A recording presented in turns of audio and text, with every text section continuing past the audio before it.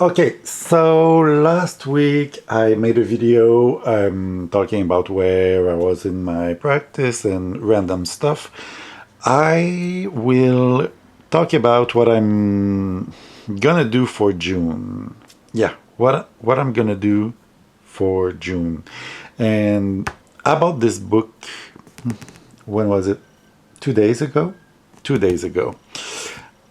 And Sexton. And I'm gonna read a.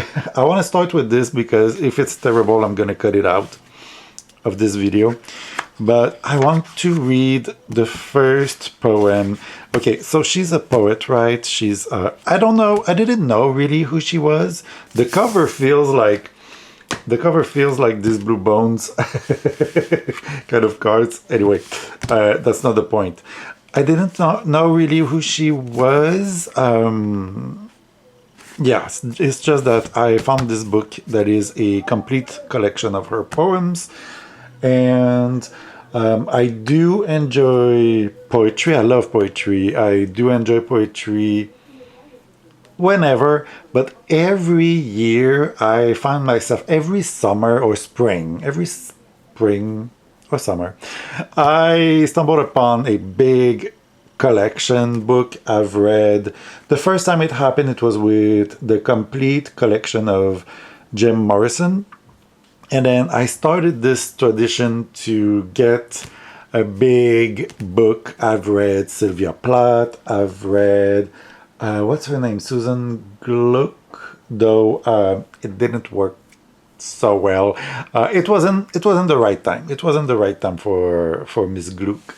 But yeah. So anyway, every year I have one big collection, and I don't know. I feel inspired to go outside and read poetry on a sunny day, and spending time with the poems. And I'm gonna read the first one. And I'm sorry, I'm not very good at reading out loud, and especially not in English, but I'm gonna try and do my best because I was struck by this poem, and I really, really, really loved it.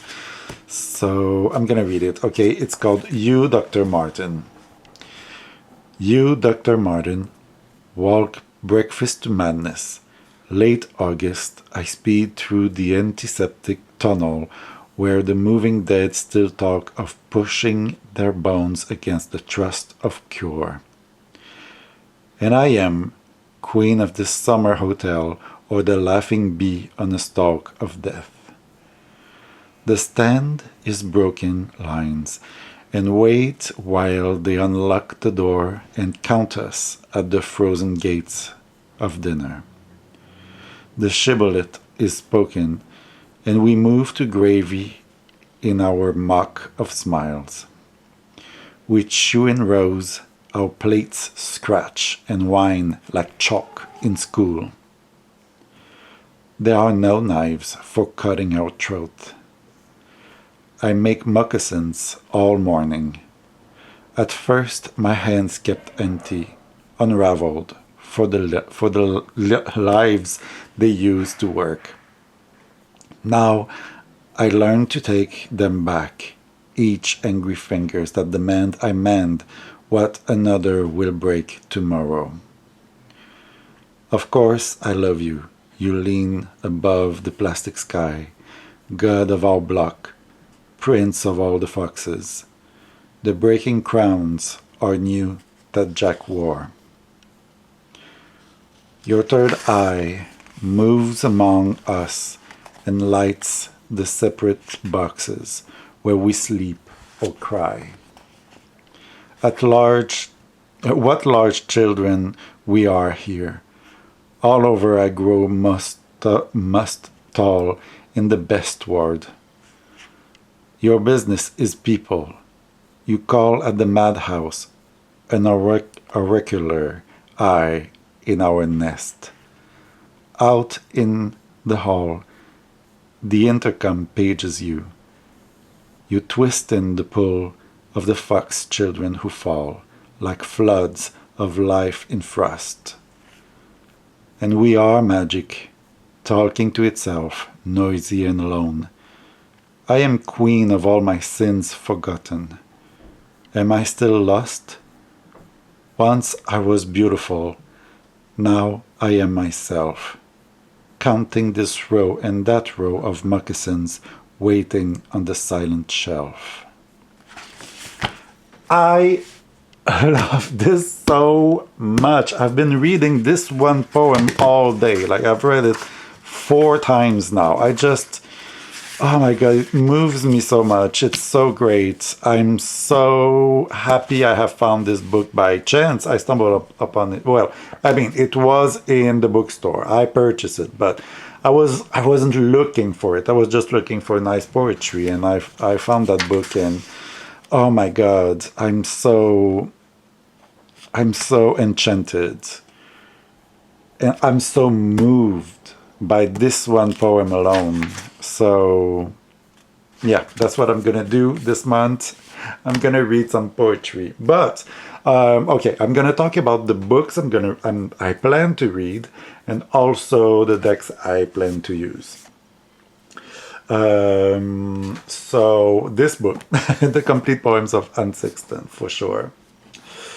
Then, for my book club in June, we're gonna read The Hellbound Heart by Clive Barker. I can't speak, I swear.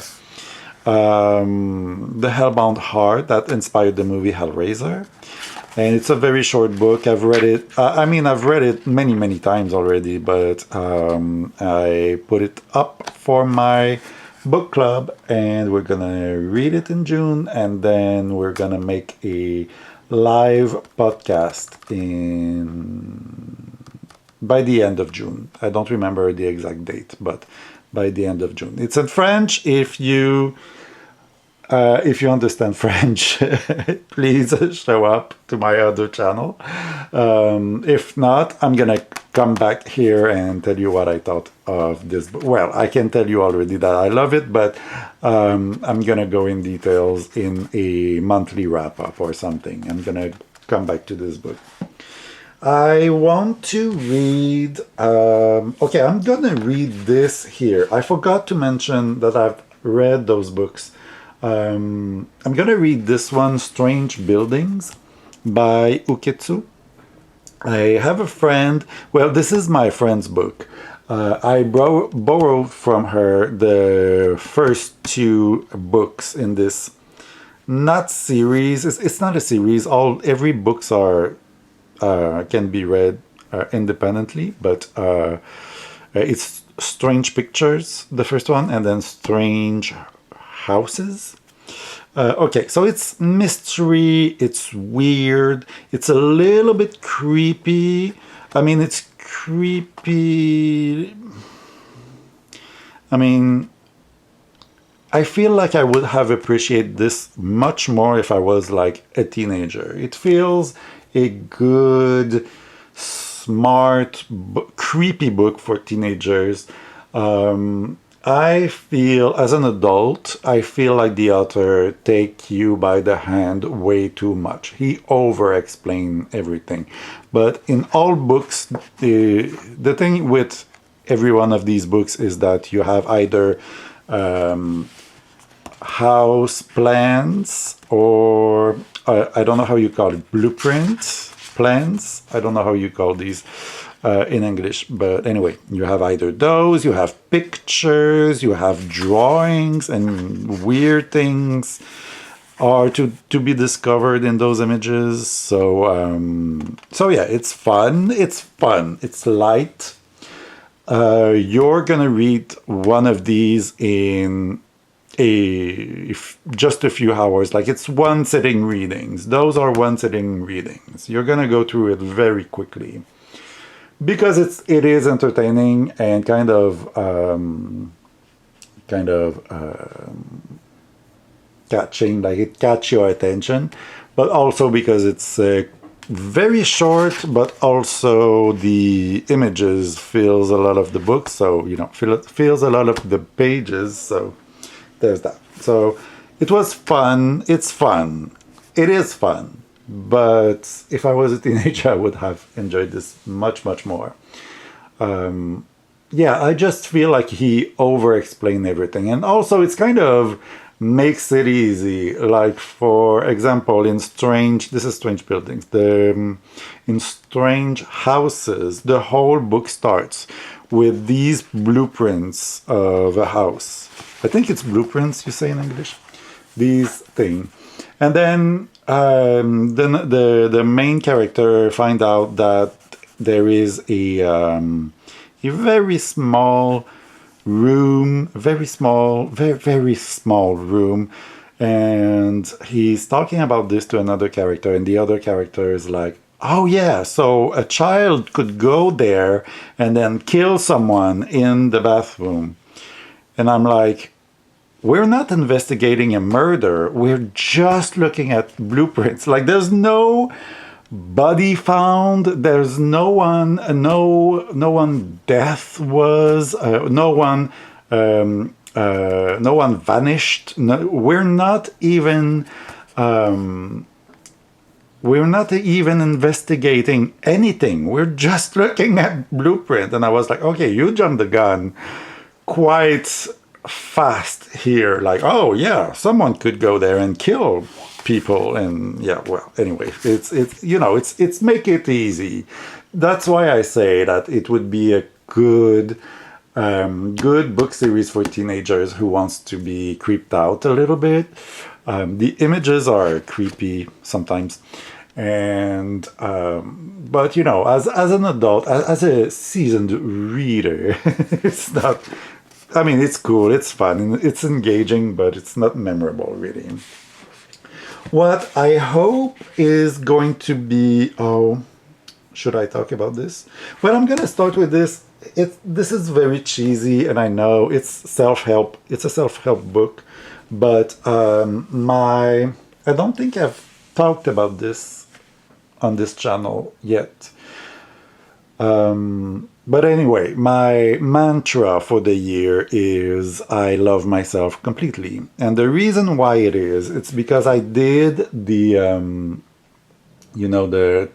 13 sacred days. Is that it? Damn. From Yule to January 1st. Before that you write 13 goals you have, or 13 wishes you have for the next year. And then every single night from Yule to January 1st, you burn one. You don't look at them, you just randomly choose one and burn it. And then the last one, on January 1st, the last one remaining, that is the one you have to work on. So it's like you give your intentions, your wishes for the next year to higher power, and then the last one is it is your job. You have to work on that one. And then I ask for very specific things, very concrete thing. Concrete? I don't think it has the same meaning in English, but tangible. I asked for very tangible things, very specific things. But then I also wrote, I love myself completely. That's the one thing I forgot. You have to write it in present tense, like you already have it. And when I realized that one was the last one left, and that it would be my job this year to love myself completely, that's my focus for the year. I started crying. I was like, oh my God, it's so beautiful, isn't it?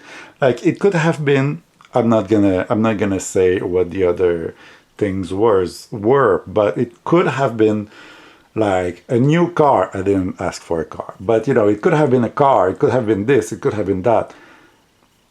But now the one thing I have to work on is loving myself completely. And so I found this book. I had it. To be fair, I had it already.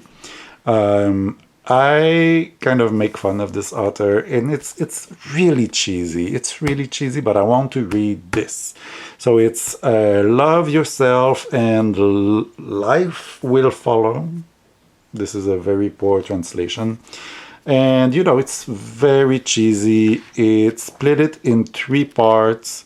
It takes the butterfly metaphor, like the cheesiest, the corniest metaphor you can think of. The caterpillar, like those are the three parts. Like the caterpillar received reality or accept reality, then the caterpillar accept the chrysalid. I don't know how to say this in English.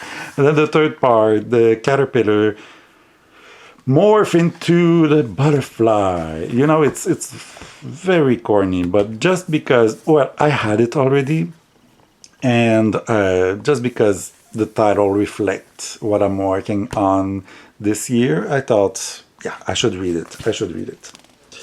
And I haven't read it yet, but I feel like, I don't know, summertime, after while I'm torturing myself with amazing poetry, I could read something a little lighter and maybe self-help focused or self-care focused. Okay, I have two more books. This, I'm gonna say the title in English, I'm gonna find it. This is a translation, but it's easy to find in English. It's called Why Your 5-Year-Old Could Not Have Done That. Pourquoi un enfant de 5 ans n'aurait pas pu faire cela? This is Modern Art Explained by Susie Hodge. Oops, here. Susie Hodge.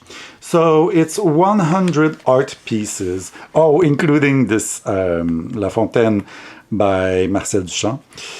She go through a lot of what one could call simple art, or you always hear like some dumb people who don't understand art being like, oh, my 5-year-old could have done that, but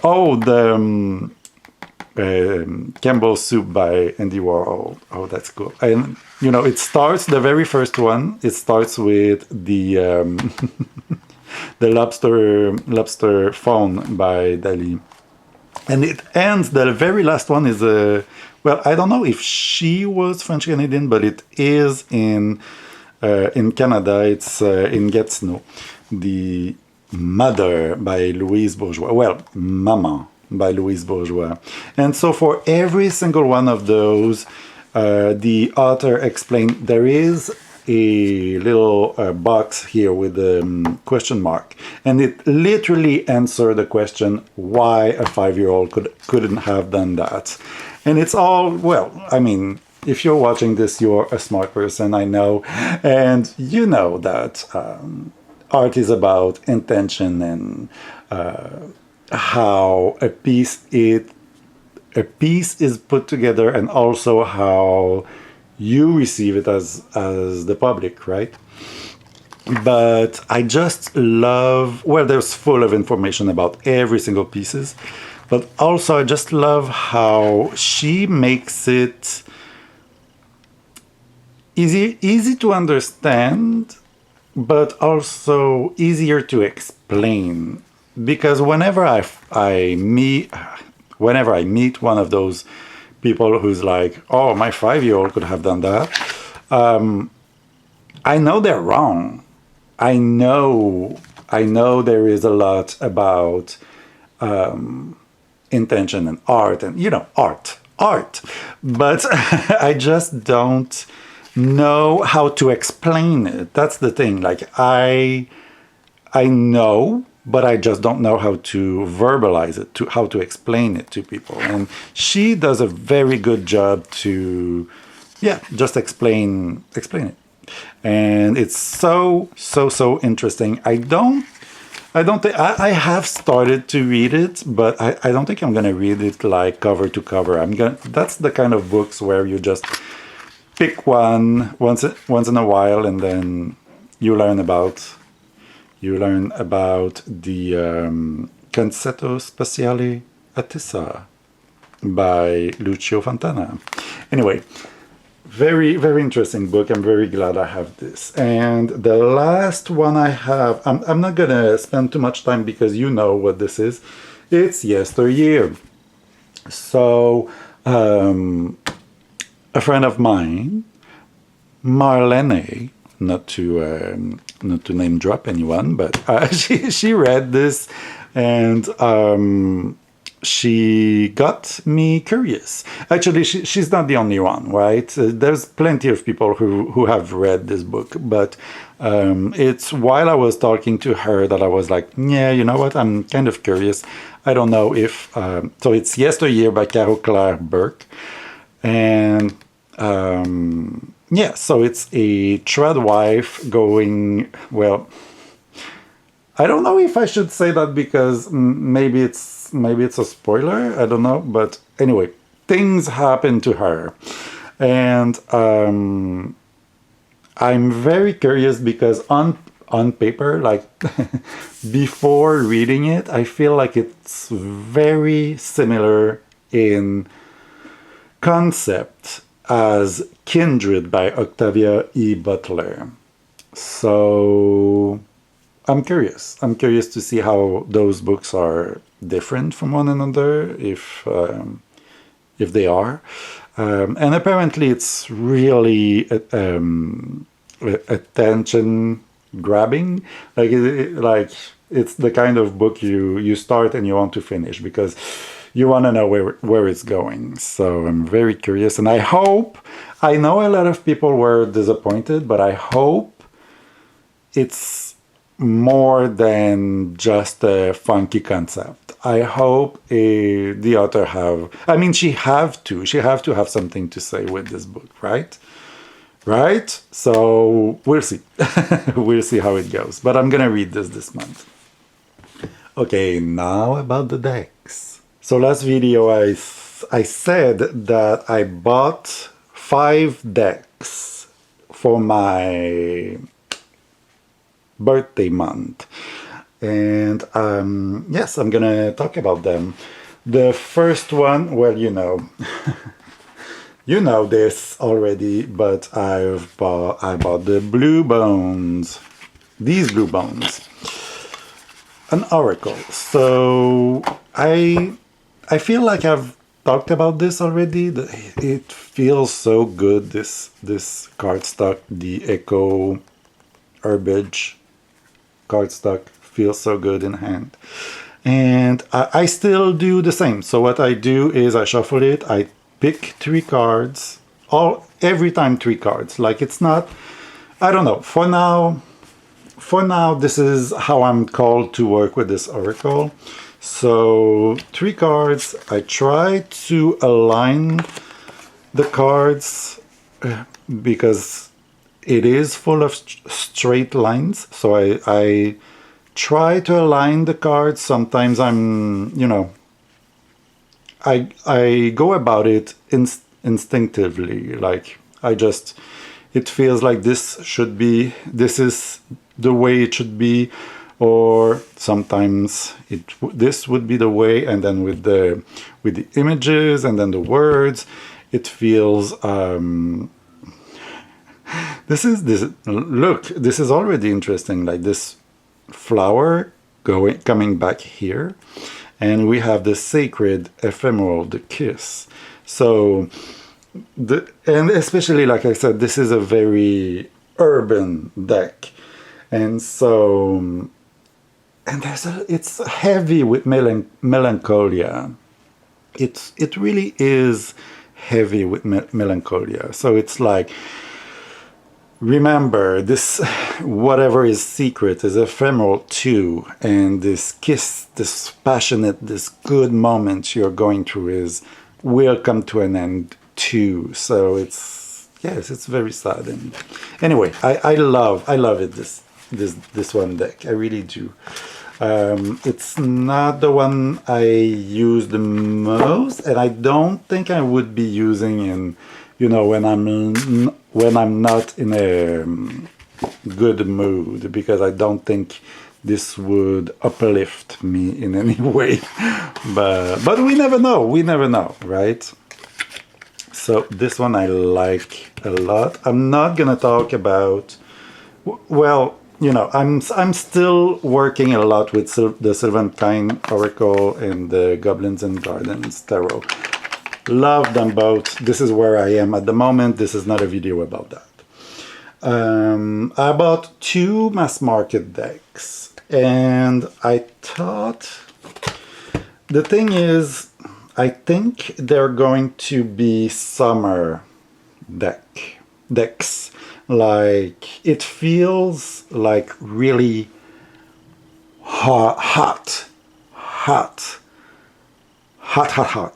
warm days, sunny days. So I have the Circe Tarot. I love Greek myth, but I don't feel like this deck is. I don't feel like this deck is. I don't know. I don't think of the myths. Like, yes, I recognize Chiron, I recognize some characters, but I don't know. I don't feel like making the connection between the tarot and the myth. I just don't feel like it. I could, but I don't. At the moment, I don't feel like it. Look at this page of cups. She's awesome. Okay. So, yeah. So this, when I opened that box, I was like, ooh, this feels like, yeah, for sure, Cupid and Psyche for the lovers, sure. But, when I opened that box, I was like, ooh, it feels almost like the warmth and the dryness of a desert. It feels very, very hot and warm. Even the cards that take place in water feels very dry. So to me, I love this Eight of Pentacles. So to me, this is a very summer deck, sure, but it's also both a fire deck, because it's warm and it's based on, there's a lot of action or passion or even sexual, not even like there is a little bit of nudity, but it's not because of the nudity I say that. It feels very sexually driven or passionately driven. So there's that. It is fire, but it's also earth. It feels also very earthy because of the tone of the color. Even, like I said, even the cards that takes place in water. Yes, because of the color palette, maybe because of the earth is very visible in a lot of these cards. So anyway, it feels a lot like fire and earth. And it's important because the next one I have feels a lot like water and air. And it's the Tempest Tarot deck. Okay, so I finally got it.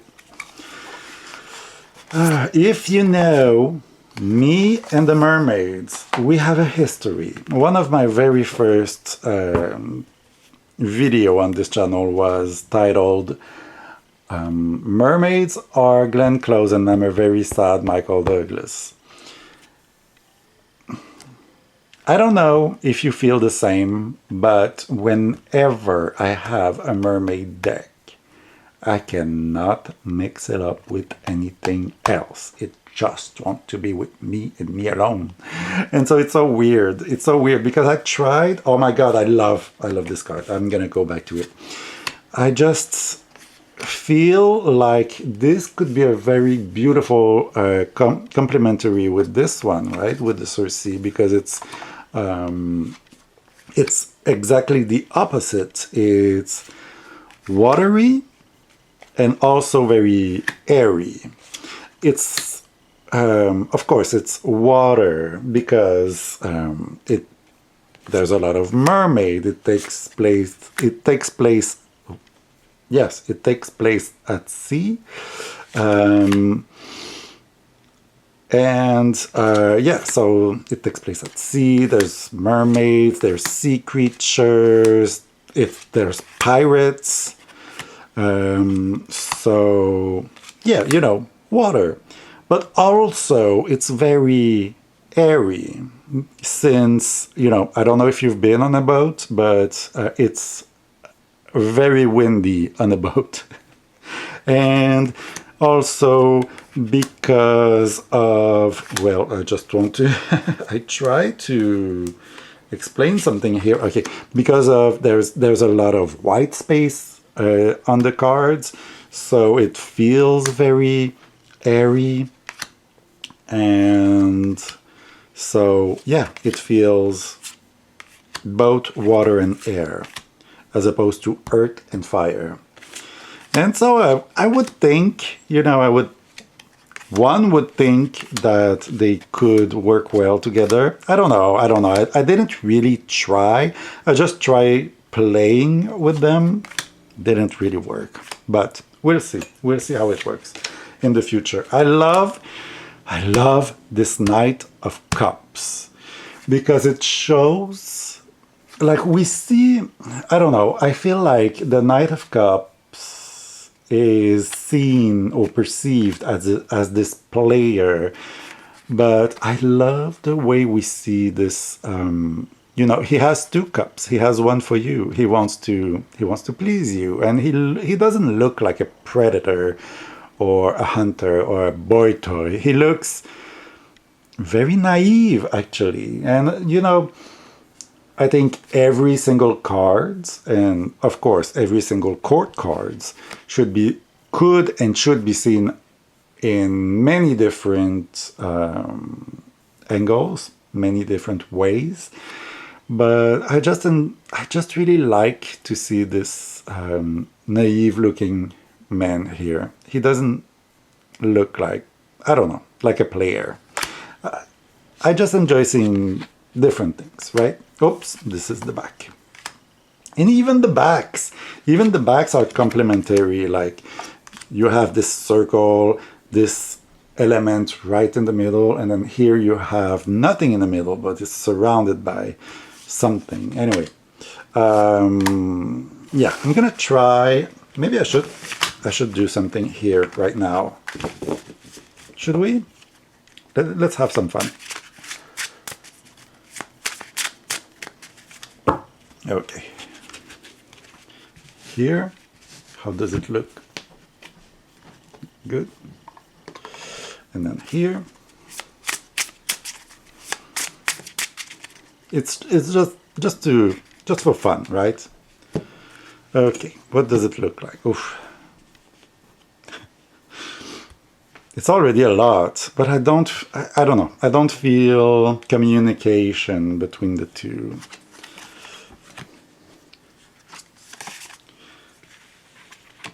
Yeah. I don't know, maybe having the sun. Oh, let's see, since we have the sun here, let's compare the two sun cards. Maybe I should do a unfair comparison walkthrough between those two. What do you think? I really enjoyed this this deck. I love the look of it. I love the ambiance. I love that it's a pip deck, but it's a pip with feelings. Love those. Those are my favorite, always. Okay, so I don't know. We'll see. We'll see how it goes.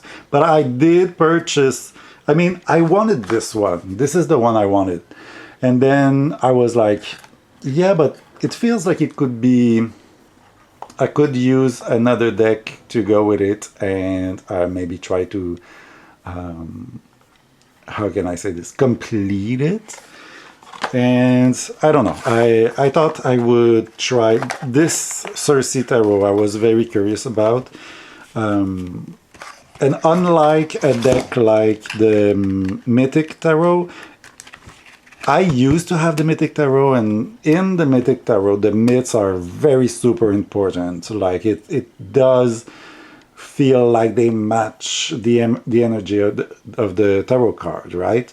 But with this deck, I don't feel like I need to do this work. I just enjoy. It is Cersei Tarot, but it could be random people in Greece, like I don't know, or Rome. Does it? No, no. It's just because it's Lo Scarabeo, so it feels Italian. But anyway, I love the setting. I love the artwork, but I don't feel like I need to do this extra step, combining the myths and the cards. Okay.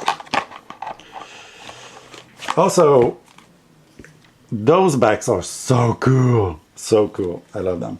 And then I purchased two decks together, two MPC decks, because from what I understand, they're gonna go out of print very soon. So I think this is called the Chronomatica. It doesn't come with the bag.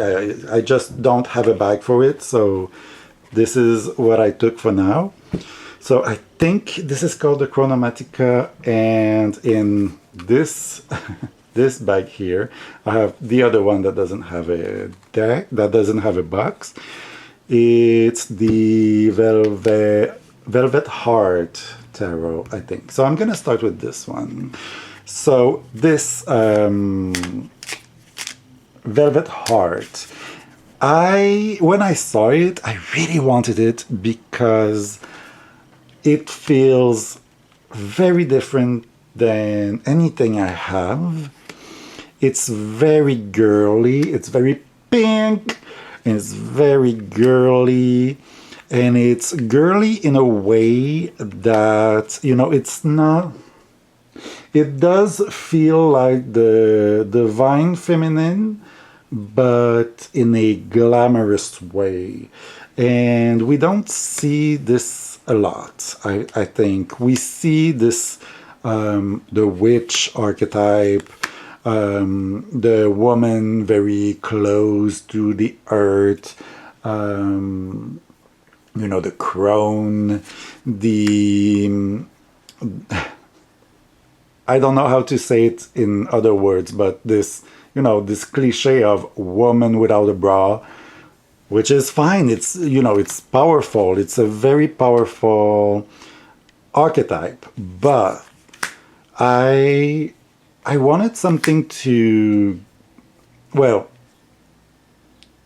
I think this deck, what I want to do with this deck is going to how to make things pretty, because there is magic and power in being pretty. And if you know me, I'm not someone who work towards the pretty. Like, I dress with jeans and t-shirts.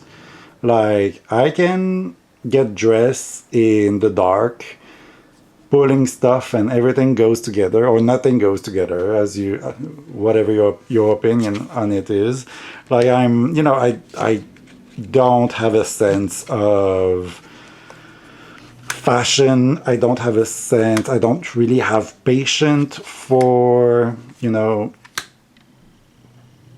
putting time and energy in what I look like, in the effort of how people will perceive me. But I think this is what I was looking for in this deck. Like, I want to find the beauty in, not the beauty. I want to find the way to beauty through, I don't know, through that, through this deck. And you know, seeing this is the other one too. This is very glamorous, but I want to go beyond the surface, beyond the makeup and the nail polish and the pretty dresses. Like, you can work on yourself a lot, and loving fashion and makeup, and yeah, you can work on yourself a lot and still be a very spiritual person. So, you know, going beyond what the eye see. Yeah, that's what I wanted with this deck. Also, it's just pretty. It's just fun, and you know, I don't really have a girly kind of deck in my collection.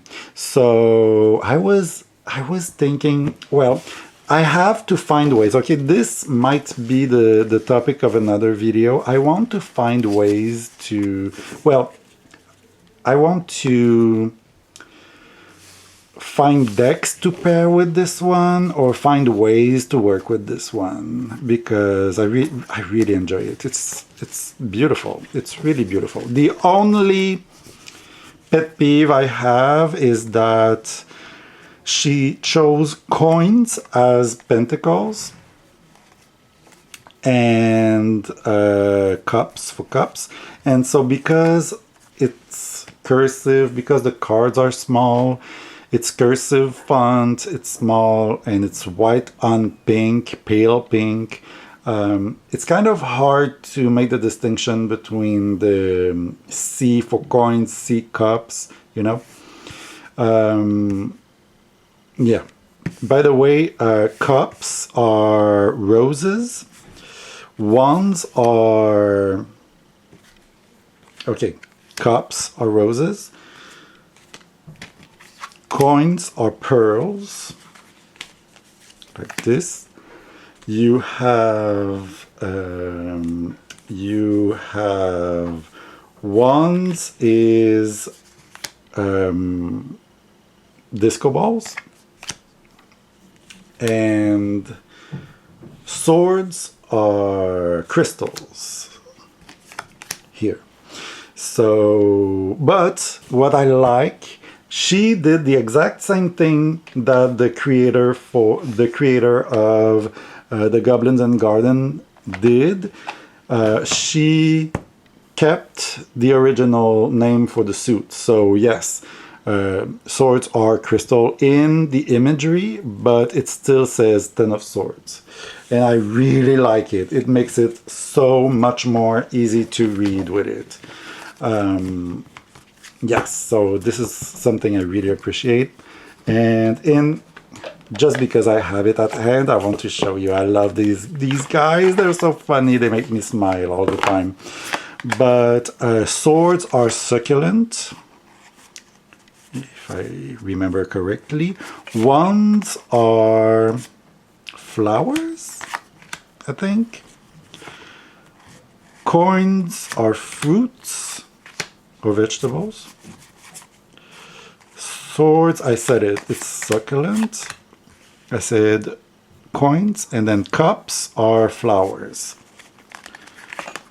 Cups are flowers. Isn't it? No, cups are the succulent. What are the swords? Oh, the swords. I'm sorry. I have this here. The information is here. White flowers are wands. Succulents are cups, of course, because it retains the water. Ferns are swords, and fruits are pentacles. And it doesn't... I mean, it's cool. It's cool to know, because it shows how the deck was conceived. But you don't have to remember this when you read with this deck, because they kept the original suits names. Yeah. Oh my god, asparagus. I love this deck so much. It's so cool. It's so funny. Like, oh my god, I just smile all the time whenever I work with this deck. Okay. That was not the point of the video, Sylvain. but I love it so much. And then the last deck I got is the Chronomatica. I think that's the name. Not sure. I love this. I love this so much because it plays with colors. And I feel like having multiple colors, there is a chaotic yet controlled energy in this deck. I really love the colors. I love the way it's put together. I love that I never know what energy I'm gonna get from it. Like, it's overall very chaotic, but every single card is like, there is 5 cards, if I remember correctly, 5 cards that are rainbow, and other than that, every card have a very main color. They have a main color, like green and blue and yellow, you've seen earlier. Open wound, red.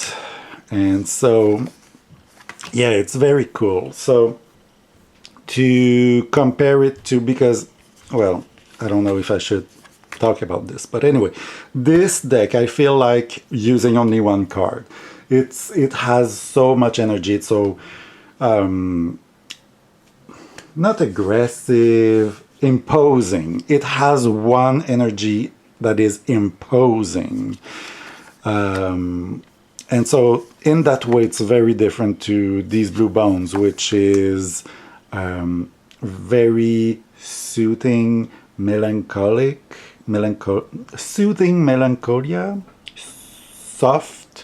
soft, not in the way that it's frailty or fragile, soft, because, you can kill softly, like, it's soft, but it can be hard, it can be harsh. Here, it's not necessarily, it's bright color, it's right there in your face, like you have a lucky card, and it's like, okay, lucky, but it's not lucky, it's lucky, it's your day, like it's screaming at you. It's such a big, weird, chaotic energy. It feels like a teenager, like, how when we are teenagers we have those big feelings. We don't love, we adore, we're not sad, we're not sad, we want to kill ourselves, we're not angry, we want to destroy the world. This is how this is the energy of this deck, and I really like it. Also, there is a few cards, not a lot, but there is a few cards that kind of reminds me of some, oh, maybe this one, some artwork that was used for some Hay House decks, mostly Sacred Destiny by Denise Linn. Like, when you see a card like this one, not this one, but the one before, or sometimes I was thinking about the Colette Baron Reid. Ooh, this is cool. I was thinking about Colette Baron Reid's Wisdom of the Oracle sometimes. Some cards, not all of them, but some cards. Like, this would feel right in both of those decks I just mentioned. Also, I love the weird, like, look, pretty labor. Look at the weird, the phones, the pearls. Love it. Love it. This card would fit with this Velvet Heart tarot. Anyway, so I'm really glad I have this. It's colorful, it's powerful, it's great. Love this, the energy of this deck, and I just received it, and I'm gonna be working with all of these. Well, Circe and Tempest, I don't know if I'm gonna use them soon. I want to wait in the hot days of summer, but the rest I'm gonna use it soon. I'm out of battery. Okay, bye. Have a nice day. See you next week.